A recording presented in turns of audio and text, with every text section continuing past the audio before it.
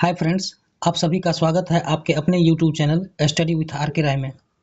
तो फ्रेंड्स, आज हम लोग एनसीईआरटी 360 डिग्री सीरीज को कंटिन्यू करते हुए इसमें हम लोग देखेंगे हमारा आज होगा ज्योग्राफी। इससे पहले हमने हिस्ट्री, साइंस और ज्योग्राफी, ठीक है, हिस्ट्री का भी 2 चैप्टर कंप्लीट कर लिया है, साइंस का भी 2 चैप्टर कंप्लीट कर लिया और हिस्ट्री का ज्योग्राफी का हमने 1 चैप्टर कंप्लीट किया। आज चैप्टर होगा हमारा चैप्टर जो होगा वो वन एवं वन्यजीव संसाधन होगा। ठीक है, फर्स्ट चैप्टर को हमने 2 पार्ट में कंप्लीट किया है। अगर आप क्लास नहीं देखे हैं तो क्लास जाके देखिए, क्लास वहाँ अपलोड है। ठीक है, क्योंकि आप जब सीरियल वाइज में क्लास देखते हैं तो आपके लिए बेहद ज़रूरी हो जाता है और आपको समझने में आसानी हो जाती है, क्योंकि सब सीरियल वाइज क्रम बाय क्रम है। अभी हम लोग 10th का एनसीईआरटी कर रहे हैं, फिर हम लोग उसके बाद 9th करेंगे, 8 करेंगे। ठीक है, इस तरह से रिवर्स क्रम में करते जाएंगे। After that 11th and 12th करेंगे, सबका इसी तरह। अगर आप हमारे चैनल पर नए हैं तो चैनल को सब्सक्राइब कर लीजिएगा, लाइक कर दीजिएगा और एक प्यारा सा कमेंट कर दीजिएगा। और क्लास देखने के बाद आप अपने फ्रेंड सर्किल में ग्रुप में शेयर कर दीजिएगा, ताकि ये क्लास और लोगों तक पहुँचे और लोगों को इसका लाभ मिले। तो बिना समय गवाए देखते हैं फ्रेंड्स कि इसमें क्या दिया है। चलिए आइए देखते हैं। तो ये है हमारा अध्याय 2। ठीक है, अध्याय 2 में हमारा टॉपिक क्या रहने वाला है? वन एवं वन्यजीव संसाधन। ये बुक हर एक एग्जाम के लिए महत्वपूर्ण है, चाहे आप किसी भी कंपटीशन की तैयारी कर रहे हैं। यदि आप टीआरई के स्टूडेंट हैं तो आपके लिए ये बेहद इंपॉर्टेंट है, क्योंकि अगर आपका मेन सब्जेक्ट में ज्योग्राफी है तब तो आपको वहाँ 40 नंबर पूछा जाएगा ज्योग्राफी मेन सब्जेक्ट का, और प्लस 8 नंबर पूछा जाएगा आपका कॉमन पेपर का। टोटल 48 नंबर का आपको यहाँ से पूछता है। यदि आपका सब्जेक्ट में ज्योग्राफी नहीं है फिर भी आपको 8 नंबर के लिए कॉमन पेपर के लिए पढ़ना ही होगा। तो इस हिसाब से आपके लिए बेहद इंपॉर्टेंट हो जाता है, क्योंकि कोई भी आयोग जो क्वेश्चन बनाती है वो एनसीईआरटी बुक से बनाती है, और ये एनसीईआरटी बुक के लाइन बाय लाइन से बना हुआ क्वेश्चन है, तो बेहद इंपॉर्टेंट है। क्वेश्चन नंबर फर्स्ट क्या कहता है?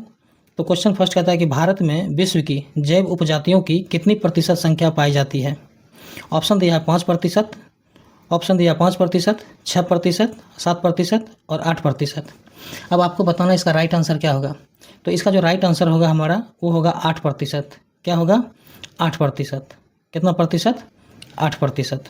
चूँकि जब आप एनसीईआरटी पढ़े होंगे तो आप एनसीईआरटी में पढ़ते होंगे कि जो जैव उपजाति की संख्या है वो कितनी है? 8% है। और लाख में पूछे तो लगभग 16 लाख। कितनी है? 16 लाख।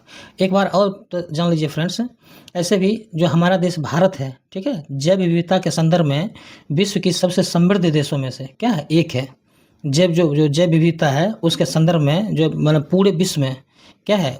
समृद्ध देशों में से एक है। ये आप एनसीईआरटी में आप पढ़े होंगे इस 8% के बारे में। चलिए इसमें देखते हैं कि इसका व्याख्या क्या लिखा है। इसका व्याख्या लिखा है कि भारत वास्तव में भारत जैव विविधता के संदर्भ में विश्व की सबसे समृद्ध देशों में से एक है। देखिए, और यहाँ विश्व की सारी जैव उपजातियों की संख्या मतलब जातियों की जो 8% संख्या है लगभग कहता है कि 16 लाख पाई जाती है। और ये अभी खोजी जाने वाली उपजातियों मैंने जो उपजातियाँ जो है 2 या 3 गुना है। क्या है ये? 2-3 गुना है।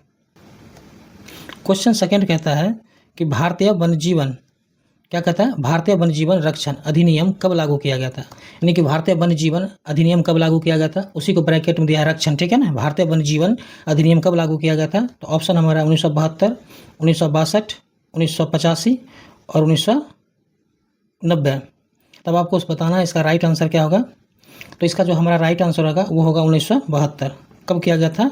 1972 में किया गया था। ये आपको पूछ रहा है भारतीय वन्यजीव रक्षण के बारे में, भारतीय वन्यजीवन अधिनियम के बारे में, और आपको कमेंट बॉक्स में आंसर बताना है कि वन संरक्षण अधिनियम कब लागू किया गया था। ठीक है, इसका आपको कमेंट बॉक्स में इसका आंसर पिन करना है। क्या? वन संरक्षण अधिनियम कब आया था। ठीक है, चलिए इसका व्याख्या देख लेते हैं। इसका व्याख्या क्या लिखा है? इसका व्याख्या लिखा है 1960 और 1970 के दशकों के दौरान पर्यावरण संरक्षकों ने राष्ट्रीय वन्यजीवन सुरक्षा कार्यक्रम का पुरजोर मांग की। भारतीय वन्यजीवन अधिनियम 1972 में लागू किया गया, जिसमें वन्यजीवों के आवास रक्षण के अनेक प्रावधान थे और सारे भारत में रक्षित जातियों की सूची भी प्रकाशित की गई। इस कार्यक्रम के तहत बची हुई संकटग्रस्त जातियों के बचाव पर, शिकार प्रतिबंधन पर क्या है? शिकार प्रतिबंधन पर, वन्यजीवन आवासों का कानूनी रक्षण तथा जंगली जीवों के व्यापार पर रोक लगाने का आदेश क्या कर दिया गया? आदेश पर प्रबल जोर दिया गया। क्वेश्चन नंबर थर्ड कहता है 1973 में बाघों की संख्या अनुमानित संख्या यानी कि 55,000 से घटकर डैश हो गई थी। 1973 में बाघों की जो संख्या अनुमानित संख्या जो 55,000 है, 55,000 से घटकर कितना हो गई थी, उसी के बारे में पूछ रहा है। चलिए ऑप्शन दिया है 1727, 1827, 1850 और 2000। ऑप्शन डी क्या दिया है 2000। ठीक है, अब आपको इसको बताना है कि इसका राइट आंसर क्या होगा। तो देखिए आप एनसीईआरटी में इसका पढ़े होंगे, इसका जो राइट आंसर होगा हमारा 1827 होगा। कितना होगा, संख्या घटकर कितना रह गया था, 1827 रह गया था। आप जो है एक प्रश्न का जवाब आपको कमेंट बॉक्स में बताना है फ्रेंड्स। मतलब प्रोजेक्ट टाइगर कब आया था। ठीक है, प्रोजेक्ट टाइगर का क्या तिथि है, उस तिथि को आप कमेंट बॉक्स में आंसर पिन करेंगे। चलिए तो इसका व्याख्या देखते हैं, इसका व्याख्या क्या दिया है। वन्य जीवन संरचना में बाघ यानी जो दिया टाइगर, देखिए बाघ एक महत्वपूर्ण जंगली जाति है। 1973 में अधिकारियों ने पाया कि देश में 20वीं शताब्दी के आरंभ में बाघों की संख्या, जो अनुमानित संख्या जो 55,000 से घटकर कितनी हो गई, मात्र 1827 रह गई है। बाघों को मारकर उनको व्यापार के लिए चोरी करना, आवासीय स्थलों का सिकुड़ना, कहता है कि आवासीय स्थलों का सिकुड़ना, भोजन के लिए आवश्यक जंगली उपजातियों की संख्या कम होना और जनसंख्या में वृद्धि बाघों की घटती संख्या के मुख्य कारण है। ठीक है, क्या है, बाघों में जो वृद्धि है वो घटती संख्या के क्या है, मुख्य कारण है। क्वेश्चन नंबर 4 कहता है कि भारत और नेपाल, क्या कहता है, भारत और नेपाल की दुनिया बाघों को आवास उपलब्ध करवाते हैं। क्या करवाते हैं, भारत और नेपाल की दुनिया जो डैश बाघों को कहता आवास उपलब्ध कराते हैं। तो ऑप्शन लिखा है 1/3, 1/4, 1/4, 2/3 और उपयुक्त में से कोई नहीं, उपयुक्त में से कोई नहीं। अब आपको बताना है इसका राइट आंसर क्या होगा। इसका जो राइट आंसर होगा वो होगा 2/3। कितना आंसर होगा, 2/3। ये देखिए एनसीईआरटी के लाइन से बना हुआ क्वेश्चन है। ठीक है ना, आप वहाँ एक प्रोजेक्ट टाइगर क्रीचर के बारे में पढ़े होंगे, वहाँ पर एक छोटा सा फॉन्ट में लिखा है, कॉलम में तो नहीं है, वो कॉलम से बाहर साइड करके लिखा हुआ है। ठीक है ना, बाघ के बारे में दिया है, उसी के वहीं से बाघ परियोजना के बारे में वहीं से ये उठाया गया क्वेश्चन है और 2/3 है। आइए देखिए इसका व्याख्या क्या कहता है कि बाघों की खाल का व्यापार और उनकी हड्डियों का एशियाई देशों में परंपरागत औषधियों में प्रयोग कारण यह जाति जो है विलुप्त होने के कगार पर पहुंच गई है। चूंकि भारत और नेपाल दुनिया के 2/3, देखिए 2/3 बाघों को आवास उपलब्ध क्या करते हैं, करवाते हैं। अतः ये देश जो है, देश ही शिकार, चोरी और गैर कानूनी व्यापार करने वालों के लिए मुख्य निशाने पर है। आइए क्वेश्चन नंबर नेक्स्ट देखते हैं। क्वेश्चन नंबर 5 क्या कहता है। क्वेश्चन नंबर 5 दिया है कि भारत में प्रोजेक्ट टाइगर कब शुरू किया गया था। भारत में प्रोजेक्ट टाइगर कब शुरू किया गया था। ऑप्शन दिया 1972, 1973, 1873 और 1974। अब आपको बताना है इसका राइट आंसर क्या होगा। तो इसका जो राइट आंसर होगा वो होगा 1973। प्रोजेक्ट टाइगर कब क्या शुरू किया गया था, ये 1973 में। आइए देखते हैं, प्रोजेक्ट टाइगर विश्व की बेहतरीन वो वन्यजीव परियोजनाओं में से क्या है, एक है और इसकी शुरुआत जो 1973 में हुई थी। बाघ संरक्षण मात्र एक संकटग्रस्त जाति को बचाने का प्रयास नहीं, अपितु इसका उद्देश्य बहुत बड़े आकार के जैव जाति, क्या दिया, जैव जाति को बचाना भी है। ठीक है, इसका सिर्फ संरक्षण ही करना नहीं है, बल्कि क्या दिया है, इसको जैव जाति का क्या करना है, बचाना भी है। अब आपको यहाँ एक क्वेश्चन और बताना है फ्रेंड्स कि प्रोजेक्ट एलिफेंट कब आया था। प्रोजेक्ट एलिफेंट कब आया था, इस क्वेश्चन का जवाब आपको कमेंट बॉक्स में पिन करना है। चलिए देखते हैं नेक्स्ट हमारा क्वेश्चन क्या है। क्वेश्चन नंबर 6 दिया है, निम्नलिखित में से कौन सा कथन सत्य है। सत्य कथन के बारे में पूछ रहा है। फर्स्ट दिया है कि सुंदरबन राष्ट्रीय उद्यान राजस्थान, क्या दिया है, सुंदरबन राष्ट्रीय उद्यान राजस्थान। 2 दिया सरिस्का वन्यजीव पशु विहार केरल, मानस बाघ रिजर्व पश्चिम बंगाल और 4th दिया है बांधवगढ़ राष्ट्रीय उद्यान मध्य प्रदेश। इसमें बताना आपको सत्य कथन क्या है। चलिए आइए तो इसको देखते हैं। फर्स्ट जो दिया है सुंदरबन राष्ट्रीय उद्यान राजस्थान, देखिए ये गलत है, ये क्या है, ये गलत है। फर्स्ट जो दिया है सुंदरबन राष्ट्रीय उद्यान राजस्थान, ये स्टेटमेंट गलत है। सुंदरबन राष्ट्रीय उद्यान कहाँ है, तो सुंदरबन जो राष्ट्रीय उद्यान पड़ता है ये आपको पड़ता है पश्चिम बंगाल में। कहाँ पड़ता है, पश्चिम बंगाल, लेकिन यहाँ क्या आ रहा है, राजस्थान। ठीक है, ये आपको कहाँ पड़ता है, पश्चिम बंगाल, वेस्ट बंगाल में पड़ता है। ठीक है, तो ये इस हिसाब से ये गलत है। सेकेंड कहता है सरिस्का वन्यजीव पशु विहार केरल, देखिए ये भी स्टेटमेंट गलत है। सरिस्का जो वन्यजीव पशु विहार है ये कहाँ पड़ता है, तो ये पड़ता है आपको राजस्थान में। कहाँ पड़ेगा, राजस्थान। ठीक है, तो सेकेंड वाला भी गलत हो गया। थर्ड कहता है मानस बाघ रिजर्व पश्चिम बंगाल, ये स्टेटमेंट भी गलत है, क्योंकि मानस बाघ रिजर्व आप पढ़े होंगे तो कहाँ है, ये असम है। मानस बाघ रिजर्व कहाँ स्थित है? ये असम में स्थित है। ठीक है। और नेक्स्ट दिया है बांधवगढ़ राष्ट्रीय उद्यान मध्य प्रदेश। देखिए ये सही है। क्या है? ये सही है। तो हमारा तो आंसर में क्या पूछ रहा है? तो आंसर में पूछ रहा है इसमें कि कौन सा कथन सत्य है। सत्य कथन के बारे में पूछ रहा है। ऑप्शन में दिया है तो मेरा फर्स्ट, सेकंड और थर्ड तो गलत है, फोर्थ होगा। तो ऑप्शन नंबर डी क्या होगा? इसका राइट आंसर क्या होगा? ऑप्शन नंबर डी होगा, केवल 4। बांधवगढ़ राष्ट्रीय उद्यान कहाँ दिया है? मध्य प्रदेश दिया है। कहाँ दिया है? मध्य प्रदेश। चलिए आइए इसका व्याख्या देखते हैं। इसका व्याख्या क्या दिया है? तो इसका व्याख्या लिखा है कि बाघ संरक्षण मात्र एक जो संकटग्रस्त जाति को बचाने का कतई प्रयास नहीं है, परंतु इसका उद्देश्य बहुत बड़े आकार के जैव जाति को क्या करना है? जैव जाति को बचाना भी है। उत्तराखंड में कार्बेट राष्ट्रीय उद्यान, पश्चिम बंगाल में सुंदरबन राष्ट्रीय उद्यान लिखा है, मध्य प्रदेश में बांधवगढ़ राष्ट्रीय उद्यान, और राजस्थान में सरिस्का वन्यजीव पशु विहार, असम में मानस बाघ रिजर्व और केरल में पेरियार बाघ रिजर्व भारत में बाघ संरक्षण परियोजनाओं के उदाहरण हैं। क्वेश्चन नंबर 7 कहता है कि काजीरंगा राष्ट्रीय उद्यान किस जीव के लिए प्रसिद्ध है? काजीरंगा राष्ट्रीय उद्यान किस जीव के लिए प्रसिद्ध है? तो ऑप्शन लिखा है बाघ के लिए, शेर के लिए, हिमतेंदुआ के लिए और गैंडा के लिए। ठीक है। तो इसका सही आंसर जो होगा वो होगा गैंडा के लिए। किसके लिए? गैंडा के लिए। काजीरंगा राष्ट्रीय उद्यान किसके लिए प्रसिद्ध है? गैंडा के लिए प्रसिद्ध है। ठीक है। अब आपको इसका आंसर कमेंट बॉक्स में बताना है कि काजीरंगा राष्ट्रीय उद्यान कहाँ है। ठीक है। इसका आंसर आपको कमेंट बॉक्स में पिन करना है कि काजीरंगा राष्ट्रीय उद्यान कहाँ है। क्वेश्चन नंबर 8 कहता है कि निम्नलिखित में से कौन सा वन अस्थायी वन का एक प्रकार है? अस्थायी वन के बारे में कह रहा है कि अस्थायी वन का प्रकार कौन कौन है? तो ऑप्शन दिया है आरक्षित वन, रक्षित वन, असुरक्षित वन और उपयुक्त में से ए और बी दोनों। अब आपको बताना है इसका राइट आंसर क्या होगा कि कौन सा अस्थायी वन का एक प्रकार है। देखिए अस्थायी वन का प्रकार की बात करें तो इसमें जो हमारा है आरक्षित वन और रक्षित वन, ये दोनों क्या है? हमारा अस्थायी वन का प्रकार है। इस हिसाब से हमारा राइट आंसर हो जाएगा उपयुक्त में से ए और बी दोनों। ठीक है। रक्षित वन आप एनसीईआरटी में पढ़े होंगे, आरक्षित वन, रक्षित वन और अवर्गीकृत वन। ठीक है। उसके बारे में अब देखिए रक्षित वन में कितना है? तो ये कुल वन क्षेत्र का कितना? 1/3 हिस्सा। कितना? 1/3 हिस्सा रक्षित है। ठीक है। रक्षित वन का कितना हिस्सा रक्षित सुरक्षित है यानी रक्षित है? तो 1/3 हिस्सा। इसको याद रखेगा। लेकिन एग्जाम में ऐसा क्वेश्चन पूछ दिया कि रक्षित वन में कुल वन क्षेत्र का कितना प्रतिशत मतलब कितना हिस्सा जो है वो रक्षित है? तो 1/3। कितना है? 1/3 हिस्सा रक्षित है।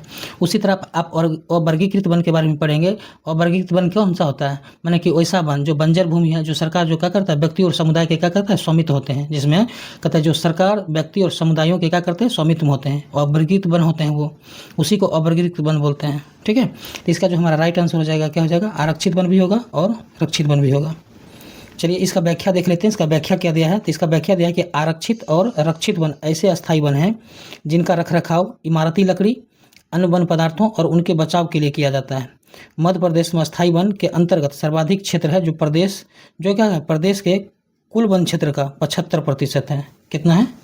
कुल वन क्षेत्र का 75% है। आइए क्वेश्चन नंबर 9 देखते हैं कि क्वेश्चन नंबर 9 क्या दिया है। क्वेश्चन नंबर 9 दिया है पूर्वोत्तर के सभी राज्य में और गुजरात में अधिकतर वन क्षेत्र डैश वन होते हैं। मैंने कहा कि पूर्वोत्तर के सभी राज्य में और गुजरात में अधिकतर वन क्षेत्र डैश वन है। कैसे वन है? तो आरक्षित वन है, असुरक्षित वन है, अवर्गीकृत वन है और सुरक्षित वन है। देखिए अभी जो हमने आपको चर्चा किया था रक्षित वन, आरक्षित वन और अवर्गीकृत वन। ठीक है। तो इसका जो हमारा राइट आंसर होगा ये होगा आपको कौन? अवर्गीकृत वन। कौन सा होगा? ऑप्शन नंबर बी, अवर्गीकृत वन। ठीक है ना। चूंकि यहाँ क्वेश्चन में कहा पूर्वोत्तर के सभी राज्य और गुजरात में अधिकतर वन क्षेत्र डैश पाए जाते हैं। कैसा वन पाया जाता है? अवर्गीकृत वन पाया जाता है। कैसा? अवर्गीकृत वन पाया जाता है। और ये अवर्गीकृत वन जो है ये कितना कहता प्रदेश के कुल क्षेत्र का कितना 75% हिस्सा है। ठीक है, ये वर्गीकृत वन का। आइए इसका व्याख्या देखते हैं कि इसका व्याख्या क्या लिखा है। इसका व्याख्या लिखा है जबकि बिहार, हरियाणा, पंजाब, हिमाचल प्रदेश, उड़ीसा और राजस्थान में कुल वनों में रक्षित वनों का एक बड़ा अनुपात है। पूर्वोत्तर के सभी राज्यों में और गुजरात में अधिकतर वन कहता है कि क्षेत्र क्या है? अवर्गीकृत वन है। कैसा वन है? अवर्गीकृत वन है तथा स्थानीय समुदायों के प्रबंधन में है। ठीक है। और उसका जो है प्रबंधन कौन करता है? स्थानीय समुदाय करता है।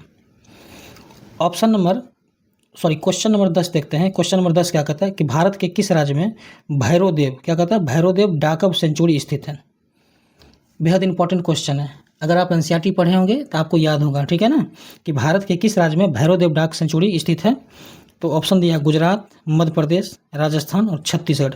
अब आपको इसका आंसर बताना है कि इसका सही आंसर क्या होगा। इसका सही आंसर क्या होगा आपको बताना है कि भारत में भैरोदेव जो डाक सेंचुरी है, डाकब सेंचुरी कहाँ स्थित है। इसका जो राइट आंसर होगा वो होगा राजस्थान। राजस्थान के किस जिला में है, अगर पूछ दिया आपको कि राजस्थान के किस जिला में है, तो ये राजस्थान के अलवर जिला में है। कहाँ है, अलवर में, ठीक है, कहाँ है, अलवर में।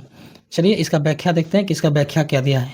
इसका व्याख्या लिखा है कि राजस्थान के अलवर जिले में, देखिए यहाँ दिया है ना, अलवर जिले में 5 गांव के लोगों ने तो 1200 हेक्टेयर वन भूमि भैरोदेव डाकब सेंचुरी घोषित कर दी गई, जिसे अपने ही नियम जिसके अपने ही नियम कानून है जो शिकार वर्जित करते हैं तथा बाहरी लोगों की घुसपैठ से क्या करते हैं, यहाँ के वन्य जीवन को बचाते हैं। ठीक है, आइए क्वेश्चन नंबर नेक्स्ट देखते हैं। क्वेश्चन नंबर 11 कहता है कि छोटा नागपुर क्षेत्र में मुंडा और संथाल जनजातियां निम्नलिखित में से किस पेड़ की पूजा करते हैं। अब तो बिना ऑप्शन देखे हुए इसका आपको आंसर बताना चाहिए कि आप अगर एनसीईआरटी पढ़े होंगे तो आप वहाँ पढ़े होंगे कि किस पेड़ की पूजा करते हैं। ठीक है, चलिए आइए देखते हैं इसके ऑप्शन में क्या लिखा है। तो इसके ऑप्शन में लिखा है महुआ, कदम, आम। उपयुक्त में से क्या लिखा है, उपयुक्त में से ए और बी दोनों। इसका जो राइट आंसर क्या होगा, तो इसका जो हमारा राइट आंसर होगा वो देखिए, ये महुआ भी होगा और कदम भी होगा। क्या होगा, महुआ और कदम दोनों होगा। इसलिए हमारा राइट आंसर क्या होगा, उपयुक्त में से ए और बी दोनों। क्या होगा, उपयुक्त में से ए और बी दोनों होगा। ठीक है, तो चलिए इसका व्याख्या देखते हैं क्या है कि कुछ समाज कुछ विशेष पेड़ों की पूजा करते हैं। ठीक है, लिखा है आदिकाल से उनका संरक्षण करते आ रहे हैं। छोटा नागपुर क्षेत्र में मुंडा और संथाल जनजातियों महुआ और कदम के पेड़ों की पूजा करते हैं। ठीक है, क्या लिखा है कि छोटा नागपुर क्षेत्र में मुंडा और संथाल जो है जनजाति महुआ और कदम पेड़ों की पूजा करते हैं। चलिए क्वेश्चन नंबर नेक्स्ट दिया है कि उड़ीसा और बिहार की जनजातियाँ जो है शादी के दौरान निम्नलिखित में से किस पेड़ की पूजा करते हैं। तो ऑप्शन दिया है आम और महुआ के, पीपल और तुलसी के, इमली और आम के, और ऑप्शन डी दिया है इमली और पीपल के। अब आपको बताना है उड़ीसा और बिहार के जनजाति जो है शादी के दौरान में किस पेड़ की पूजा करते हैं। तो इसका जो राइट आंसर होगा हमारा, इसका जो राइट आंसर होगा इमली और आम की पूजा करते हैं। ऑप्शन नंबर सी क्या होगा, किसकी पूजा करते हैं, इमली और आम की पूजा करते हैं। चलिए इसका व्याख्या देखते हैं, इसकी व्याख्या क्या लिखा है। तो इसका व्याख्या लिखा है कि उड़ीसा और बिहार की जनजातियां शादी के दौरान कहते हैं इमली और आम की पूजा करती हैं, और हम में से बहुत से व्यक्ति पीपल और बट वृक्ष को भी पवित्र मानते हैं। ठीक है, क्या मानते हैं, पीपल और बट वृक्ष को भी क्या कहते हैं, पवित्र मानते हैं। क्वेश्चन नंबर 13 कहता है कि भारत में निम्नलिखित में से कौन सा समुदाय काले हिरण की रक्षा के लिए प्रसिद्ध है। कौन सा समुदाय जो काले हिरण की रक्षा के लिए प्रसिद्ध है। तो ऑप्शन दिया है बिश्नोई, संथाल, भील और उपयुक्त में से कोई नहीं। अब आपको जो इसका आंसर होगा वो अच्छी तरीके से पता होगा, ये बिश्नोई, इसका जो आंसर हमारा क्या होगा, राइट आंसर बिश्नोई। ठीक है, क्योंकि आपको बिश्नोई से अगर आपको याद आ रहा होगा तो कुछ जब सलमान खान पर एक केस चल रहा था, ठीक है, हिरन मारने के संदर्भ में, बाघ या हिरन जो मारा था, ठीक है, शूटिंग के दौरान, उसमें एक बिश्नोई करके था, लॉरेंस बिश्नोई कुछ इस तरह से था, जो बार बार उसका धमकी आ रहा था कि मार देंगे, ये कर देंगे, वो कर देंगे, माफ़ी मांगो। ठीक है ना, तो वही बिश्नोई जनजाति है वो क्या करते हैं, वो हिरन के कौन होते हैं, रक्षक होते हैं। ठीक है, तो इसलिए हमारा राइट आंसर क्या होगा, बिश्नोई। चलिए इसका व्याख्या देखते हैं, इसका व्याख्या क्या लिखा है। तो इसका व्याख्या लिखा है कि पेड़ों और पशुओं, क्या लिखा है, पेड़ों और पशुओं को पवित्र मानकर उनका संरक्षण किया जाता है। आप अनेक मंदिरों के आसपास बंदर और लंगूर पाएंगे। उपासक उन्हें खिलाते पिलाते और क्या करते हैं, मंदिरों के भक्तों में गिनते हैं। राजस्थान में बिश्नोई गांव के आसपास आप काले हिरन, चिंकारा, नीलगाय और कहता है कि मोरों, क्या कहता है कि मोरों के झुंड देख सकते हैं, जो वहाँ के समुदाय का अभिन्न हिस्सा है और कोई उनको नुकसान नहीं पहुँचाता है। ठीक है ना, वो लोग जिस तरह से उस इलाके के लोग जो होते हैं, बिश्नोई परिवार के जो भी होते हैं, वो क्या करते हैं, पशु पक्षी को अपने बेटे बेटियों की तरह मानते हैं उसको। ठीक है ना, वहाँ आप किसी भी जीव जंतु को आप नुकसान नहीं पहुंचा सकते हैं, और वहाँ के जीव जंतु जो होते हैं आज़ादी से घूमते भी रहते हैं। ठीक है, एकदम पूरा उसको बिना भय के, ठीक है, उनको कोई डर नहीं रहता कि हमको कोई मार देगा, उस तरह से वहाँ का पक्षी रहते हैं, पूरा फुली स्वतंत्रता फील करते हैं। चलिए क्वेश्चन नंबर हमारा नेक्स्ट है 14 नंबर क्वेश्चन क्या कहता है। तो हमारा 14 नंबर क्वेश्चन है कहता है कि वनों के कटाव को रोकने के लिए कौन सा आंदोलन चलाया गया था। वनों के कटाव को रोकने के लिए कौन सा आंदोलन चलाया गया था। ऑप्शन दिया बीज बचाओ आंदोलन, ऑप्शन बी दिया है वन संरक्षण आंदोलन, सी दिया चिपको आंदोलन और डी दिया उपयुक्त में से कोई नहीं। अब आपको बताना है कि वनों को कटाव को रोकने के लिए कौन सा आंदोलन चलाया गया था। बताइए, इसका आंसर आपको पता होगा कौन सा आंदोलन होगा। कि जो इसका जो सही आंसर होगा वो हमारा चिपको आंदोलन। कौन सा आंदोलन चलाया गया था, चिपको आंदोलन चलाया गया था। अच्छा, अब आपको कमेंट करके बताना है, कमेंट बॉक्स में इसका आंसर पिन करना कि चिपको आंदोलन कब चलाया गया था, चिपको आंदोलन कब चलाया गया था। चलिए आइए इसके साथ में और भी देख लेते हैं। ये तो हमारा राइट आंसर हो ही गया कि चिपको आंदोलन चलाया गया था वन कटाव को रोकने के लिए, ठीक है ना। लेकिन आपको कमेंट बॉक्स में आंसर पिन करके बताना है कि चिपको आंदोलन कब चलाया गया था। अच्छा देखिए, वन के कटाव को ये तो हो गया। यहाँ देखिए, यहाँ जो बीज बचाओ आंदोलन लिखा है, एक लिखा है बीज बचाओ आंदोलन, ठीक है, बीज बचाओ आंदोलन, और एक है लिखा है वन संरक्षण आंदोलन, ठीक है ना। और आपको पता होगा एक है अपिको आंदोलन, ठीक है। तो आपको बता दें कि एक है अपिको आंदोलन। कौन सा आंदोलन, अपिको आंदोलन। चलिए इसको क्लीन कर देते हैं, पहले क्लीन कर देते हैं। क्या है, एक है अपिको आंदोलन, अपिको, ठीक है। अपिको आंदोलन कब चलाया गया था, तो अपिको आंदोलन 1983 में चलाया गया था। कब चलाया गया था, 1983 में। आपको ये कलर दिख रहा है, नहीं दिख रहा, चलिए इसको कलर चेंज कर देते हैं थोड़ा, इसका कलर ग्रीन कर लेते हैं, ठीक है। चलिए कब चलाया गया था, 1983 में। कौन सा आंदोलन, अपिको आंदोलन 1983 में चलाया गया था। और इसके जो नेतृत्वकर्ता थे वो कौन थे, पांडुरंग हेगड़े। कौन थे, पांडुरंग हेगड़े नाम था इनका, ठीक है, अपिको आंदोलन। उसी तरह से आपको बताना है कि चिपको आंदोलन कब चलाया गया था और इसके नेता कौन थे, किसके नेतृत्व में ये चलाया गया था, ठीक है। देखिए, जब आपको जब क्वेश्चन पूछा जाता है तो उसका जवाब आप कमेंट बॉक्स में पिन किया कीजिए। उससे क्या होगा कि आपको एक क्वेश्चन सीखने को मिलेगा, ठीक है। अच्छा, आपको अगर पूछ ले यहाँ कि बीज बचाओ आंदोलन, बीज बचाओ आंदोलन का कौन सा ईयर था, बीज बचाओ आंदोलन कब चलाया गया था और इसका नेतृत्वकर्ता कौन थे, ठीक है। अब बताइए, आप इसका भी आंसर बताइए कमेंट बॉक्स में पिन करके कि बीज बचाओ आंदोलन कब चलाया गया था और इसके नेतृत्वकर्ता कौन थे। अगर आपको नहीं होगा, आप कमेंट बॉक्स में लिखेंगे तो हम फिर नेक्स्ट क्लास में देखेंगे तो हम आपको वहाँ इसका आंसर ज़रूर बता देंगे आपको। चलिए आइए देखते हैं नेक्स्ट हमारा,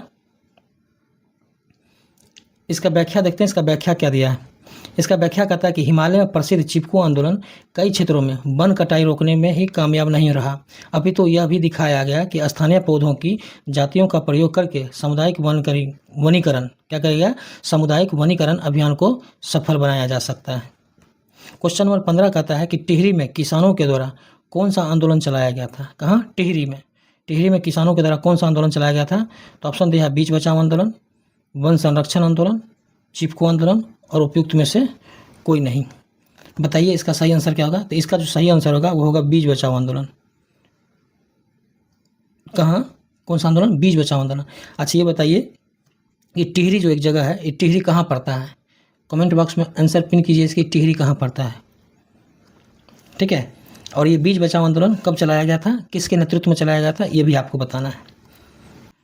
इसका व्याख्या लिखा है कि प्रारंभिक संरक्षण तरीकों को पुनर्जीवित और कतई पारिस्थितिकी कृषि के नए तरीका का विकास अब व्यापक हो गया है। टिहरी और किसानों का बीज बचाओ आंदोलन और नवोदयन ने दिखा दिया है, क्या क्या है, दिखा दिया है। बीज बचाओ और नवोदयन ने क्या किया है, दिखा दिया है। क्वेश्चन नंबर 16 कहता है कि भारत में संयुक्त वन प्रबंधन कार्यक्रम की शुरुआत किस वर्ष की गई थी। भारत में संयुक्त वन प्रबंधन कार्यक्रम की शुरुआत कब की गई थी। बेहद ही इंपॉर्टेंट क्वेश्चन है और ये टीआरई में पूछा हुआ क्वेश्चन है, ठीक है, ये टीआरई में पूछा हुआ क्वेश्चन है। तो इसका जो हमारा राइट आंसर होगा क्या होगा, यहाँ देखिए ऑप्शन देख लेते हैं। इसका ऑप्शन क्या क्या दिया है। तो इसका ऑप्शन जो दिया है 1988, 1980, 1982 और 1990। इसका जो राइट आंसर है 1988। किस 1988। और कौन चलाया था, तो उड़ीसा चलाया था।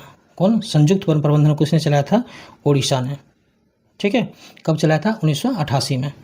आइए इसमें देखते हैं व्याख्या क्या लिखा है कि भारत में संयुक्त वन प्रबंधन कार्यक्रम जो है क्षणित वनों के प्रबंधन और पुनर्निर्माण में स्थानीय समुदाय की भूमिका के महत्व को उजागर करते हैं। और औपचारिक रूप में इन कार्यक्रमों की जो शुरुआत है 1988 में, कब, 1988 में हुई, जब उड़ीसा राज्य ने संयुक्त वन प्रबंधन का क्या किया था, पहला प्रस्ताव पेश किया था।